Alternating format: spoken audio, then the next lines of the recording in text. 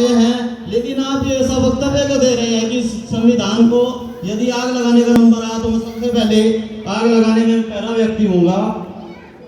तो बाबा राव भीम अम्बेडकर ने कहा था पत्रकारों से जवाब देते हुए, ये संविधान हमारे भारत का भला नहीं कर सकता और न ही किसी नागरिक का भला कर सकता, क्योंकि इससे भला हो ही नहीं सकता। ये इतना जल्दी जल्दी में लिखा हुआ संविधान है, बना हुआ संविधान है। उन्होंने बड़ी बेबसी से कहा था, मेरे पास कोई चारा नहीं था इतने कम समय में संविधान बनाना। अंग्रेजों की तरफ से हमको government of India rule, government of act के तहत ड्राफ्ट दिया गया था। इसको आधार बनाकर और दुनिया के दूसरे देशों के संविधान में कुछ चीजें पढ़कर मिलाकर हमें अपने संविधान को लिखा। संविधान तैयार तो हो गया, भारत के लोगों द्वारा तैयार नहीं किया गया।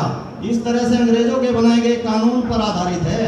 परिणाम यह हुआ कि संविधान बनने के बाद भी, लागू होने के बाद भी 74 सालों से 300 से ज्यादा संशोधन इस संविधान के अंदर किए गए। और ये ओरिजिनल रहा ही कहाँ, जब इसके अंदर 300 से ज्यादा संशोधन किए गए इन 74 सालों में। इतने संशोधन तभी हो सकते हैं जब उसके अंदर कोई कमी हो, कोई बुराई हो, कोई खामी हो। यदि उसके अंदर कोई बुराई ना होती, कोई कमी ना होती, कोई खामी ना होती, तो उसमें संशोधन करने की आवश्यकता हमें न पड़ती, वरना संशोधन होने का कोई कारण ही नहीं पैदा होता। संविधान सभा में पंडित जवाहरलाल नेहरू, सरदार वल्लभ भाई पटेल, सच्चिदानंद मित्रा, सरोजिनी नायडू ऐसे भारत की लड़ाई लड़ी।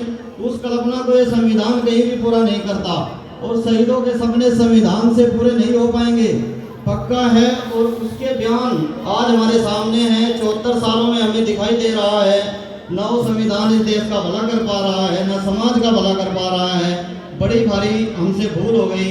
अच्छा होता हम अपना संविधान लिखते, छोटा होता लेकिन मौलिक होता।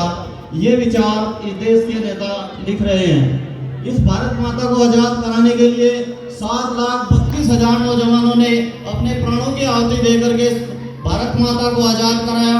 लेकिन आज देख लो, जितने भी हमारे क्रांतिकारी थे उनका नाम लेने तक तैयार नहीं, उनका जन्मदिन तक नहीं मनाते, उनका शहीदी दिवस तक नहीं मनाते। खास जो 2-4 के उनका मना लेते हैं। कुछ सरकारें तो चंद्रशेखर आजाद को उन्होंने आतंकवादी बोला। अभी मायावती का बयान आया था कि चंद्रशेखर आजाद तो आतंकवादी थे। राहुल गांधी का बयान आया वीर सावरकर तो आतंकवादी थे।